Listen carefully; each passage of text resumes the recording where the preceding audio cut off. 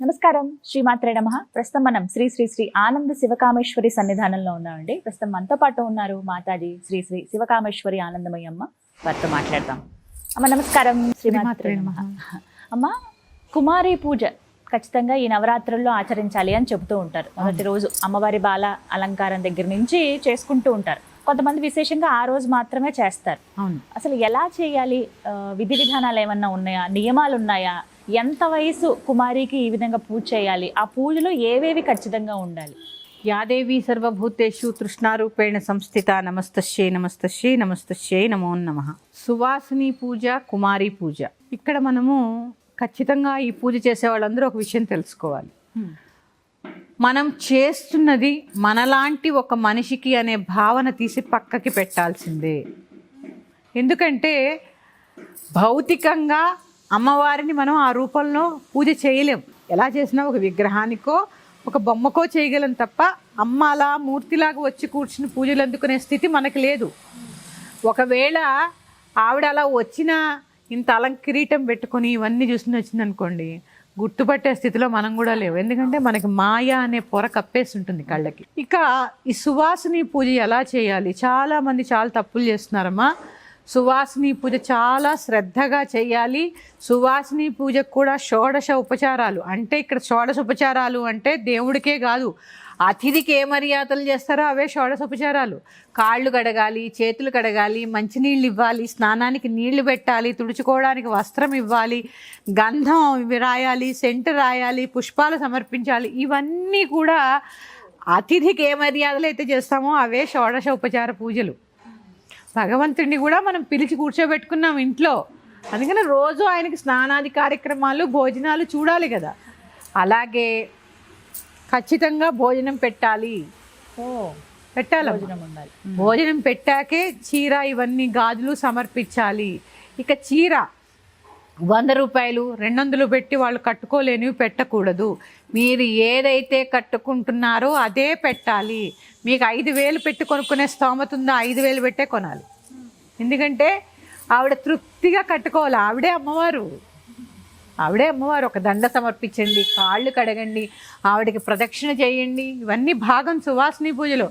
మీరు మామూలుగా బొట్టు పట్టి ఇచ్చేస్తే దాన్ని సువాసిని పూజ అనరు, దాన్ని వస్త్రదానం అంటారు. వస్త్రదానానికి సువాసిని పూజకి చాలా భేదం ఉంది. హారతి ఇవ్వాలి, ధూపం వేయాలి, దీపం ఇవ్వాలి, అన్నీ ఉన్నాయమ్మా. దీన్నే సువాసిని పూజ. మరి పూజను ఎందుకన్నారు దాన్ని? లేకపోతే ఇంకో పేరు పెట్టచ్చుగా. మనం గ్రహించాలి. ఏదో చేసుకుంటున్నాం కదా అని మొక్కుబడిగా బొట్టు పెట్టేసి ఓ చీర పెట్టి ఇన్ని గాజులు ఇచ్చేస్తే అది వస్త్రదానం అవుతుంది తప్ప సువాసిని పూజ అంటే పూజే అంతే. దాని పేరే రోజు చేయాలమ్మా. స్తోమత ఉంటే ప్రతిరోజు చేయొచ్చు, లేదా కనీసం 3 చేసుకోవాలి. 3 అయితే చేసుకోవాలి. అంటే ఈ దసరాలో 3. ఏ రోజు కుదరకపోతే నవమి నాడు చేసుకోండి. దుర్గాష్టమి రోజు కానీ నవమి నాడు కానీ 3 ముత్తైదుని పిలిచి చక్కగా వారికి భోజనాది కార్యక్రమాలన్నీ పెట్టి దగ్గర వస్త్రాలు ఇచ్చి గౌరవించి పంపించండి. ఇది సువాసిని పూజ. కుమారి పూజ కూడా అంతే. వస్త్రాలతో పాటు ఏ వయసులో ఆడుకునే బొమ్మలు కూడా ఇవ్వాలి వాళ్ళకి. నేను చూసానమ్మా, చిన్న బొమ్మలు, ఆ పాత్రలు చిన్న చిన్న అలా ఆడుకుంటారు కదా. ఇవ్వాలమ్మా, ఇవ్వాలి, దక్షిణ ఇవ్వాలి. వారికి కూడా చక్కగా భోజనం, వాళ్ళు అమ్మలు వస్తారు కదా కూడా, వారికి కూడా భోజన సౌకర్యం కల్పించాలి. పూజలా చేసుకోండి అమ్మా, మొక్కుబడిగా కాదు, భక్తిగా చేసుకోండి.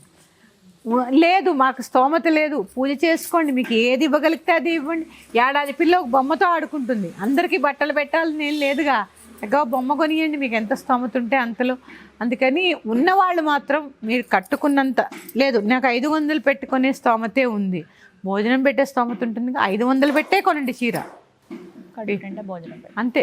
అది మాత్రం ఖచ్చితం. మనం ఏదైతే కట్టుకుంటామో అదే పెట్టాలి, అది మాత్రం గమనించండి.